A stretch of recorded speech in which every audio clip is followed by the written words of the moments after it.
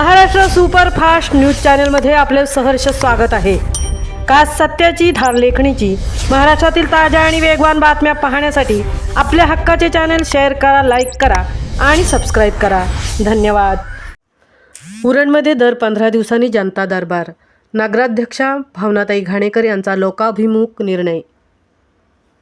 उरण नगर परिषदेच्या नव्या नगराध्यक्षा भावनाताई घाणेकर यांनी आज अधिकृतपणे पदभार स्वीकारला असून पदभार स्वीकारतानाच त्यांनी उरणकर जनतेसाठी काम करण्याचा निर्धार व्यक्त केला आहे। नगराध्यक्षा म्हणून काम करताना दर 15 दिवसांनी जनता दरबाराचे आयोजन करण्यात येणार असल्याची घोषणा भावनाताई घाणेकर यांनी केली आहे। या जनता दरबाराच्या माध्यमातून नागरिकांच्या समस्या थेट ऐकून त्या तातडीने मार्गी लावण्यावर भर दिला जाणार आहे। केवळ कार्यालयात बसून नव्हे तर स्वतः जनतेमध्ये जाऊन अडचणी समजून घेतल्या जातील असं त्यांनी स्पष्ट केलं आहे।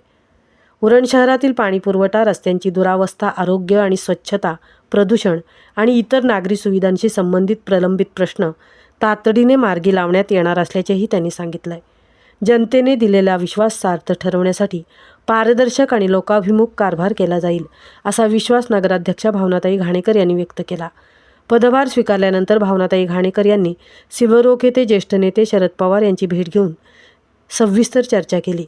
जनतेच्या सेवेसाठी आवश्यक तेव्हा पवार साहेबांचे मार्गदर्शन आणि पाठबळ मिळेल असंही त्यांनी यावेळी सांगितलं।